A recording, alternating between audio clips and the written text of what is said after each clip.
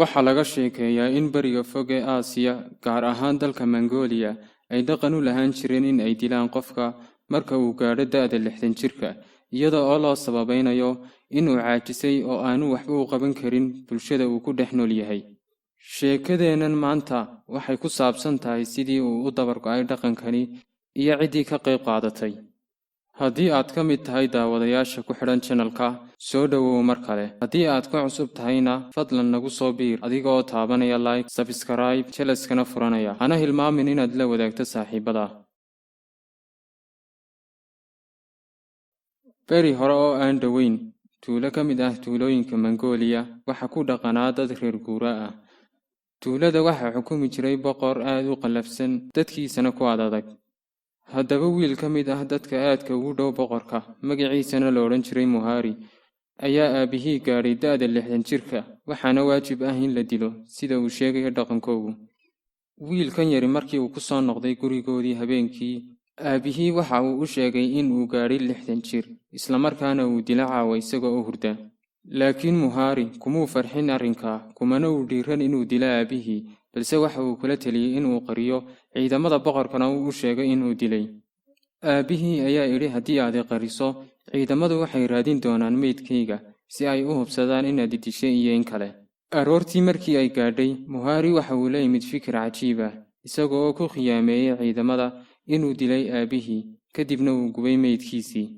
Markii ay weydiiyeen sababta uu u gubayna, waxa uu sheegay in aabihii uu qabay cudur khatar ah oo fidaa ah, sidaa darteedna uu gubay si aanu ugu faafin tuulada.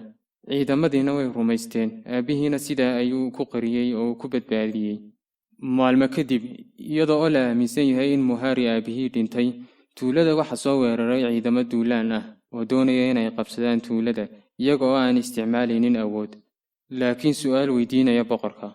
Haddii uu si sax ah uga jawaabo su'aasha, way iska tegayaan iyaga oo aan cidna dhibaato u geysan.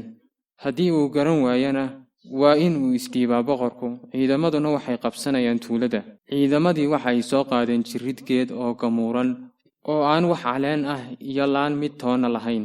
Markaasay weydiiyeen boqorkii, sheeg halka uu xididku kaga yaalay jiridda. Maalin kadib ayaa jawaabta laga rabaa boqorka, ciidamadiina way iska tegeen. Boqorkii waxa uu isugu yeedhay dhammaan dadkii u shaqayn jiray oo uu ku jiro Muhari. Waxaanu amray mid kasta inuu caawa ka soo fikiro su'aasha, barrina jawaab la yimaado. Muhari markii uu gurigoogii ku soo noqday, waxa uu aabihii uga sheekeeyey waxa dhacay. Aabihii waxa uu ahaa oday indheergarad ah, wax badanna garanaya. Waxaanu u sheegay in jiridda dhinaca culus uu yahay halka uu xididku kaga yaalay. Waxaanad ku garan kartaa dhinaca culus adoo biyo ku dhex rida jiridda. Dhinaca quusta waa dhinaca culus oo waa xididkii. Dhinaca biyaha dul sabaysana waa dhinaca fudud oo waa halkii laamuhu kaga yaaleen. Muhari ayaa u tegay boqorkii, waxaanu u sheegay jawaabta, isna uu ku qancay. Maalintii dambe, ciidamadii waxay u soo diyaargaroobeen inay qabsadaan tuulada, laakiin boqorkii wuu ka gartay su'aashii, waxaanu kaga jawaabay sidii Muhari u sheegay. Ciidamadiina way iska tegeen. Maalin dambe ayay ciidamadii soo noqdeen, iyaga oo wata maroodiyo, su'aal kalena u hayo boqorka. Boqorkii tuulada ayaa soo hor istaagay, waxayna weydiiyeen xayawaanka uu ka baqo maroodigu. Isla sidii su'aashii hore, haddii uu kaga jawaabi waayo maalin gudaheed, waxa uu ku khasban yahay inuu isdhiibo, tuuladana lala wareego. Boqorkii markan waxa uu u yeedhay Muhari oo keliya, waxaanu ku yidhi adiga su'aashii horeba ka jawaabee, tanna ka jawaab. Kama tegi kartid caawa qasriga ilaa aad ka jawaabto su'aasha. Muhari waxa ku adkaatay inuu aabihii soo weydiiyo. Sidii uu habeenkii oo dhan u fikirayay, aroor ayay ku gaadhay, waxaana soo dhowaatay xilligii ay imanayeen ciidamadu. Boqorkii ayaa waxa uu weydiiyey Muhari, ma heshay jawaabta? Balse Muhari waxa uu ugu jawaabay, maya. Ciidamadii markii ay yimaadeen, boqorkii waxa uu kaga jawaabay su'aasha uu garan waayey. Heshiiskuna waxa uu ahaa, haddii uu garan waayo jawaabta, inuu isdhiibo, tuuladiisana ciidamadu qabsadaan si dhib yar. Muhari waxa uu u tegay aabihii, waxaanu weydiiyey xayawaanka maroodigu ka baqo. Aabihii waxa uu ugu jawaabay waa jiirka.